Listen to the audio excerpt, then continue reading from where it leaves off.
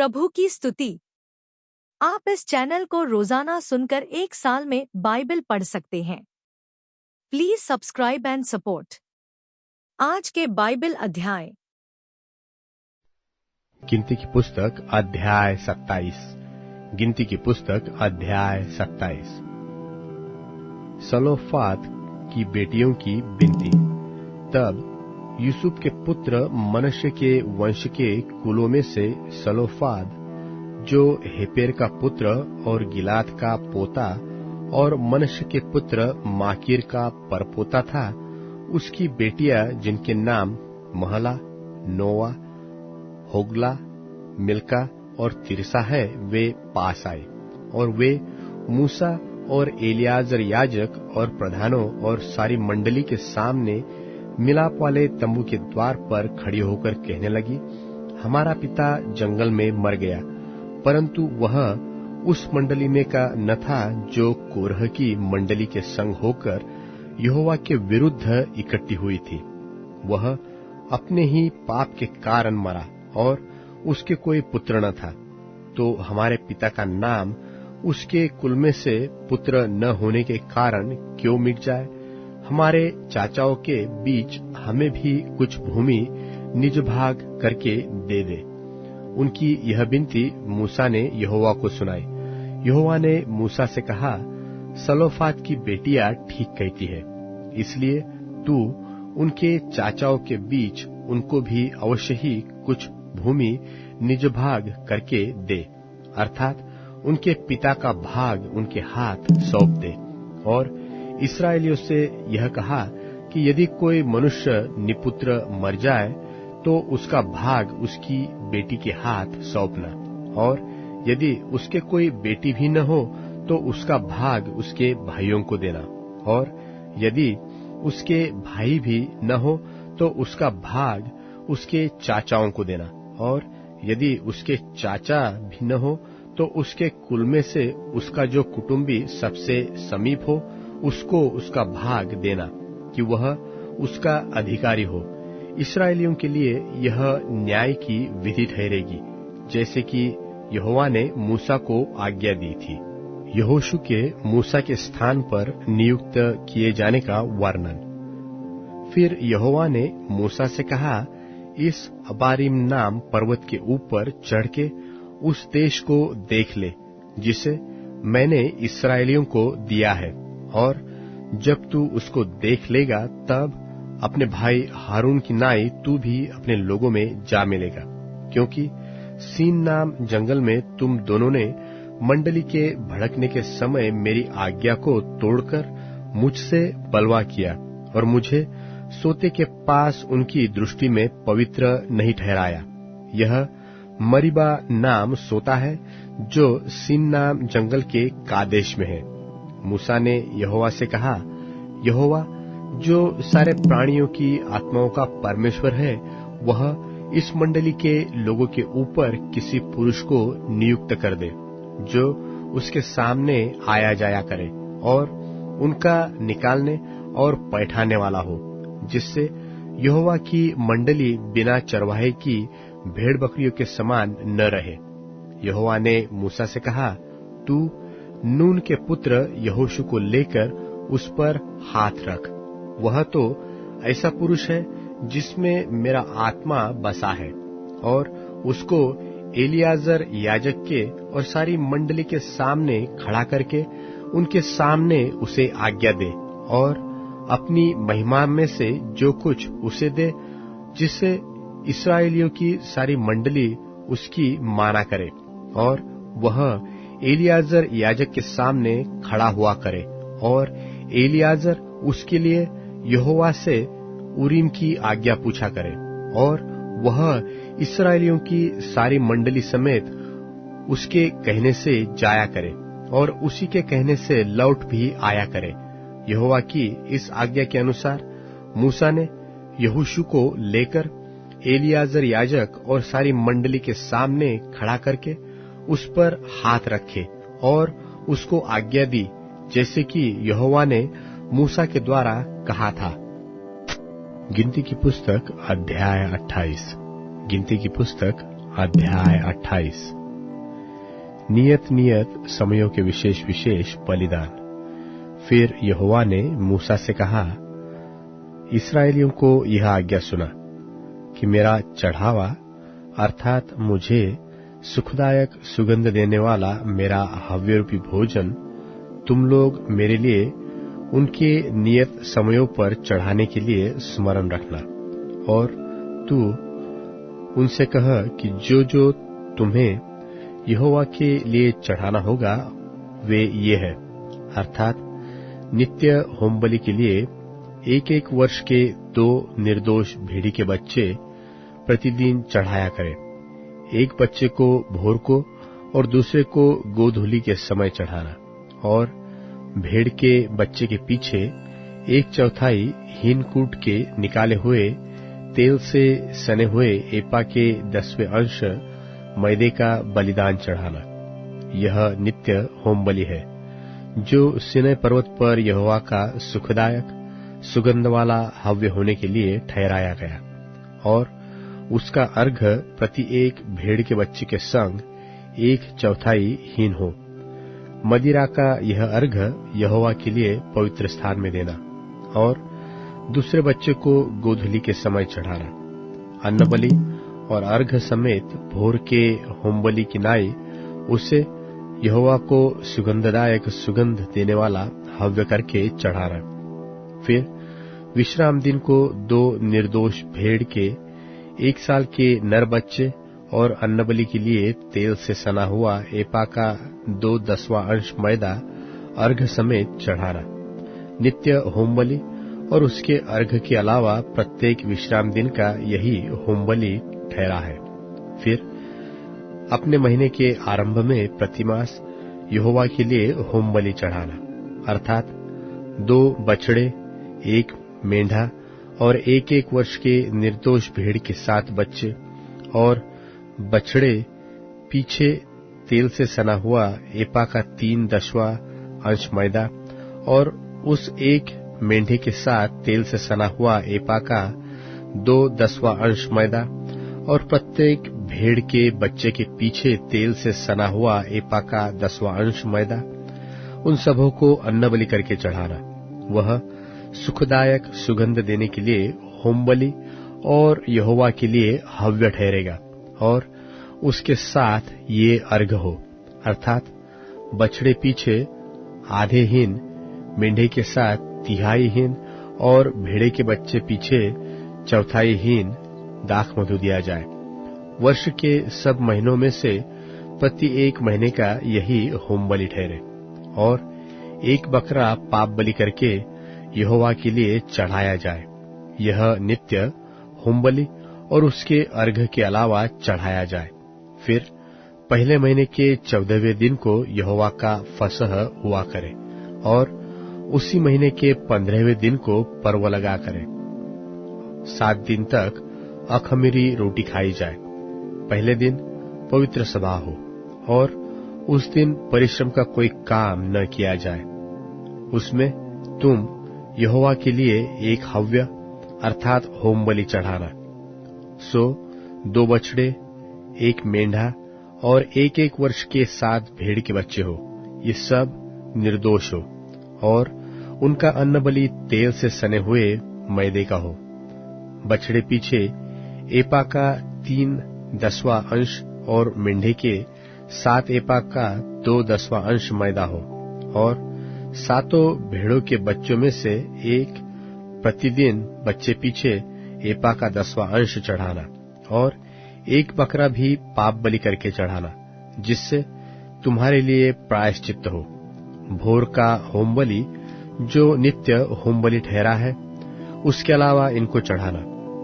इस रीति से तुम उन 7 दिनों में भी हव्य का भोजन चढ़ाना, जो यहोवा को सुखदायक सुगंध देने के लिए हो।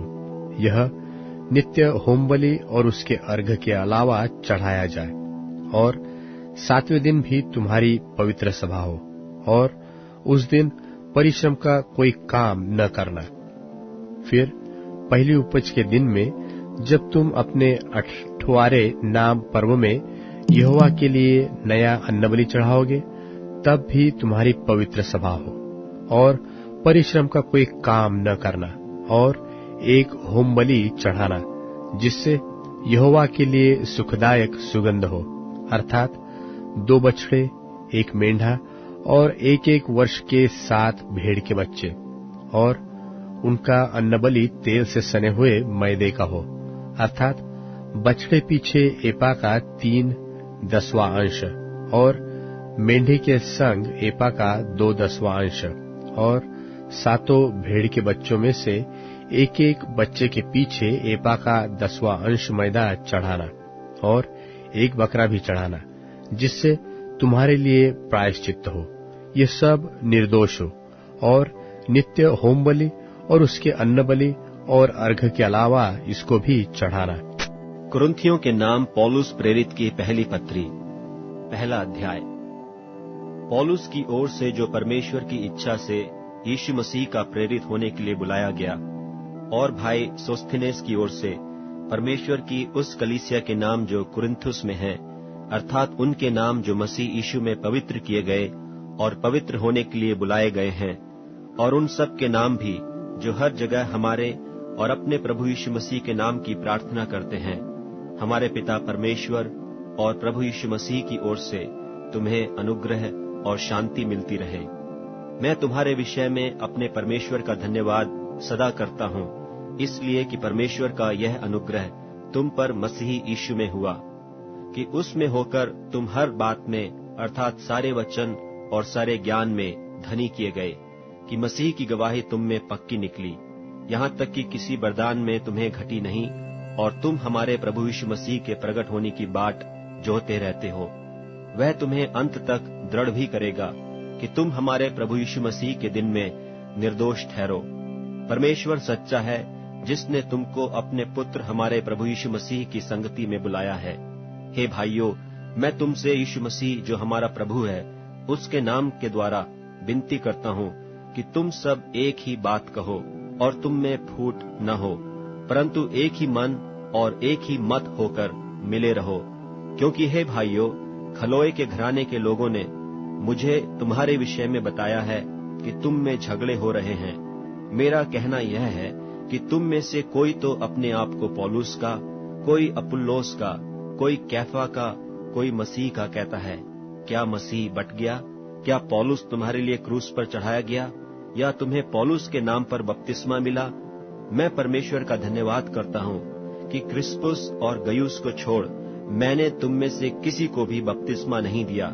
कहीं ऐसा न हो कि कोई कहे कि तुम्हें मेरे नाम पर बपतिस्मा मिला। और मैंने स्तिफनास के घराने को भी बपतिस्मा दिया। इनको छोड़ मैं नहीं जानता कि मैंने और किसी को बपतिस्मा दिया, क्योंकि मसीह ने मुझे बपतिस्मा देने को नहीं वरन सुसमाचार सुनाने को भेजा है, और यह भी शब्दों के ज्ञान के अनुसार नहीं, ऐसा न हो कि मसीह का क्रूस व्यर्थ ठहरे। क्योंकि क्रूस की कथा नाश होने वालों के निकट मूर्खता है, परंतु हम उद्धार पाने वालों के निकट परमेश्वर की सामर्थ है। क्योंकि लिखा है कि मैं ज्ञानवानों के ज्ञान को नाश करूंगा और समझदारों की समझ को तुच्छ कर दूंगा।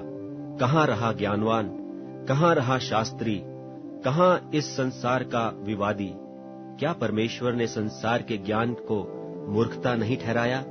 क्योंकि जब परमेश्वर के ज्ञान के अनुसार संसार ने ज्ञान से परमेश्वर को न जाना, तो परमेश्वर को यह अच्छा लगा कि इस प्रचार की मूर्खता के द्वारा विश्वास करने वालों को उद्धार दे।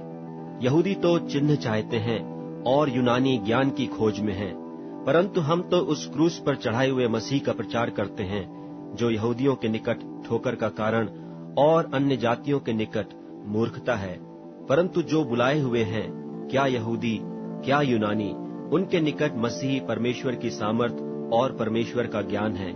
क्योंकि परमेश्वर की मूर्खता मनुष्यों के ज्ञान से ज्ञानवान है, और परमेश्वर की निर्बलता मनुष्यों के बल से बहुत बलवान है।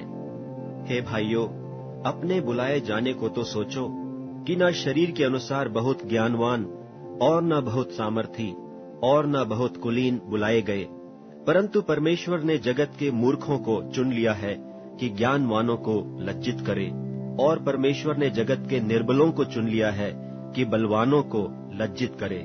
और परमेश्वर ने जगत के नीचों और तुच्छों को, वरन जो हैं भी नहीं, उनको भी चुन लिया कि उन्हें जो हैं व्यर्थ ठहराए, ताकि कोई प्राणी परमेश्वर के सामने घमंड न करने पाए, परंतु उसी की ओर से तुम मसीह यीशु में हो, जो परमेश्वर की ओर से हमारे लिए ज्ञान ठहरा, अर्थात धर्म और पवित्रता और छुटकारा, ताकि जैसा लिखा है वैसा ही हो कि जो घमंड करे वह प्रभु में घमंड करे। कुरिन्थियों के नाम पौलुस प्रेरित की पहली पत्री, 2 अध्याय। और हे भाइयों, जब मैं परमेश्वर का भेद सुनाता हुआ तुम्हारे पास आया, तो वचन या ज्ञान की उत्तमता के साथ नहीं आया, क्योंकि मैंने यह ठान लिया था कि तुम्हारे बीच यीशु मसीह वरन क्रूस पर चढ़ाए हुए मसीह को छोड़ और किसी बात को न जानूं। और मैं निर्बलता और भय के साथ और बहुत थरथराता हुआ तुम्हारे साथ रहा, और मेरे वचन और मेरे प्रचार में ज्ञान की लुभाने वाली बातें नहीं, परंतु आत्मा और सामर्थ का प्रमाण था, इसलिए कि तुम्हारा विश्वास मनुष्यों के ज्ञान पर नहीं, परंतु परमेश्वर की सामर्थ पर निर्भर हो। फिर भी सिद्ध लोगों में हम ज्ञान सुनाते हैं, परंतु इस संसार का और इस संसार के नाश होने वाले हाकिमों का ज्ञान नहीं, परंतु हम परमेश्वर का वह गुप्त ज्ञान भेद की रीति पर बताते हैं, जिसे परमेश्वर ने सनातन से हमारी महिमा के लिए ठहराया, जिससे इस संसार के हाकिमों में से किसी ने नहीं जाना, क्योंकि यदि जानते तो तेजोमय प्रभु को क्रूस पर न चढ़ाते। परंतु जैसा लिखा है कि जो आंख ने नहीं देखी और कान ने नहीं सुना और जो बातें मनुष्य के चित्त में नहीं चढ़ी, वे ही हैं जो परमेश्वर ने अपने प्रेम रखने वालों के लिए तैयार की हैं। परंतु परमेश्वर ने उनको अपने आत्मा के द्वारा हम पर प्रकट किया, क्योंकि आत्मा सब बातें वरन परमेश्वर की गूढ़ बातें भी जांचता है। मनुष्यों में से कौन किसी मनुष्य की बातें जानता है? केवल मनुष्य की आत्मा जो उसमें है। वैसी ही परमेश्वर की बातें भी कोई नहीं जानता, केवल परमेश्वर का आत्मा। परंतु हमने संसार की आत्मा नहीं, परंतु वह आत्मा पाया है जो परमेश्वर की ओर से है, कि हम उन बातों को जाने जो परमेश्वर ने हमें दी हैं, जिनको हम मनुष्यों के ज्ञान की सिखाई हुई बातों में नहीं, परंतु आत्मा की सिखाई हुई बातों में आत्मिक बातें आत्मिक बातों से मिला मिलाकर सुनाते हैं। परंतु शारीरिक मनुष्य परमेश्वर की आत्मा की बातें ग्रहण नहीं करता, क्योंकि वे उसकी दृष्टि में मूर्खता की बातें हैं, और न वह उन्हें जान सकता है, क्योंकि उनकी जांच आत्मिक रीति से होती है। आत्मिक जन सब कुछ जांचता है, परंतु वह आप किसी से जांचा नहीं जाता, क्योंकि प्रभु का मन किसने जाना है कि उसे सिखलाए? परंतु हम में मसीह का मन है। भजन संहिता अध्याय 73। भजन संहिता अध्याय 73। सचमुच इस्राएल के लिए अर्थात शुद्ध मन वालों के लिए परमेश्वर भला है। मेरे डेग तो उखड़ना चाहते थे, मेरे डेग फिसलने ही पर थे, क्योंकि जब मैं दुष्टों का कुशल देखता था, तब उन घमंडियों के विषय डाहा करता था, क्योंकि उनकी मृत्यु में वेदनाएं नहीं होती, परंतु उनका बल अटूट रहता है। उनको दूसरे मनुष्यों की नाई कष्ट नहीं होता, और मनुष्यों के समान उन पर विपत्ति नहीं पड़ती। इस कारण अहंकार उनके गले का हार बना है, उनका ओढ़ना उपद्रव है, उनकी आंखें चर्बी में से झलकती है, उनके मन की भावनाएं उमड़ती है। वे ठट्टा मारते हैं और दुष्टता से अंधेर की बात बोलते हैं। वे डिंग मारते हैं, वे मानो स्वर्ग में बैठे हुए बोलते हैं, और वे पृथ्वी में बोलते फिरते हैं। तो भी उसकी प्रजा इधर उधर लौट आएगी, और उनको भरे हुए प्याले का सा जल मिलेगा। फिर वे कहते हैं कि परमेश्वर कैसे जानता है? क्या परम प्रधान को कुछ ज्ञान है? देखो, ये तो दुष्ट लोग हैं, तो भी सदा सुभागी रहकर धन संपत्ति बटोरते रहते हैं। निश्चय मैंने अपने हृदय को व्यर्थ शुद्ध किया और अपने हाथों को निर्दोषता में धोया है, क्योंकि मैं दिन भर मार खाता आया हूँ और प्रति भोर को मेरी ताड़ना होती आई है। यदि मैं कहता कि मैं ऐसा ही करूंगा, तो देख, मैं तेरे लड़कों की संतान के साथ क्रूरता का व्यवहार करता। जब मैं सोचने लगा कि इसमें कैसे समझूंगा, तो यह मेरी दृष्टि में अति कठिन समस्या थी, जब तक कि मैंने परमेश्वर के पवित्र स्थान में जाकर उन लोगों के परिणाम को न सोचा। निश्चय तू उन्हें फिसलने वाले स्थानों में रखता है और गिराकर सत्यानाश कर देता है। आहा, वे क्षण भर में कैसे उजड़ गए हैं, वे मिट गए, वे घबराते घबराते नाश हो गए हैं। जैसे जागकर स्वप्न को तुच्छ जानते हैं, वैसे ही प्रभु जब तू उठेगा तब उनको छाया सा समझकर तुच्छ जानेगा। मेरा मन तो चिड़चिड़ा हो गया, मेरा अंतकरण छिद गया था। मैं तो पशु शरीर का था और समझता न था। मैं तेरे संग रहकर भी पशु बन गया था, तो भी मैं निरंतर तेरे संग ही था। तूने मेरे दाहिने हाथ को पकड़ रखा। तू सम्मति देता हुआ मेरी अगुवाई करेगा और तब मेरी महिमा करके मुझको अपने पास रखेगा। स्वर्ग में मेरा और कौन है? तेरे संग रहते हुए मैं पृथ्वी पर भी कुछ नहीं चाहता। मेरे हृदय और मन दोनों तो हार गए हैं, परंतु परमेश्वर सदा के लिए मेरा भाग और मेरे हृदय की चट्टान बना है। जो तुझसे दूर रहते हैं वे तो नाश होंगे। जो कोई तेरे विरुद्ध व्यभिचार करता है उसको तू विनाश करता है, परंतु परमेश्वर के समीप रहना यही मेरे लिए भला है। मैंने प्रभु यहोवा को अपना शरण स्थान माना है, जिससे मैं तेरे सब कामों का वर्णन करूं।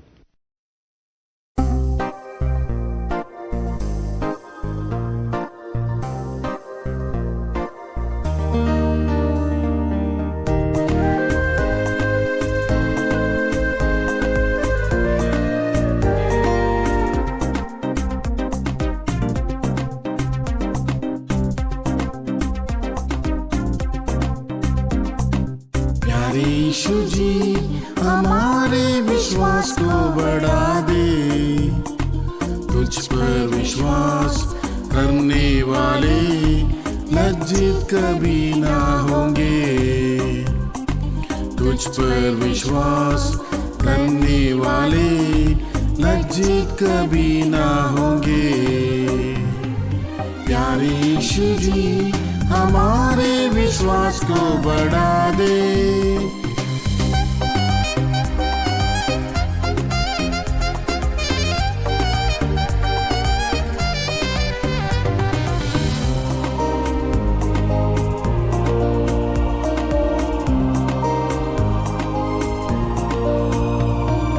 काल समुद्र या यरदन भी सामने आए, दृष्टि से नहीं परम विश्वास से पार करेंगे। लाल समुद्र या यरदन भी सामने आए, दृष्टि से नहीं परम विश्वास से पार करेंगे। संसार के ऊपर हम जय प्राप्त करेंगे, यही हमारा विश्वास है। संसार के ऊपर हम जय प्राप्त करेंगे, यही हमारा विश्वास है। प्यारे यीशु जी हमारे विश्वास को बढ़ा दे। तुझ पर विश्वास करने वाले लज्जित कभी ना होंगे। तुझ पर विश्वास करने वाले लज्जित कभी ना होंगे। प्यारे यीशु जी हमारे विश्वास को बढ़ा दे। विश्वास की प्रार्थना से रोगी है बच जाएगा, उसके सारे पापों को प्रभु क्षमा करेगा। विश्वास की प्रार्थना से रोगी है बच जाएगा, उसके सारे पापों को प्रभु क्षमा करेगा। वचन को बेचकर वो चंगा है करता। अब Amazon music, tune in, Spotify और YouTube म्यूजिक में उपलब्ध है। Please follow it.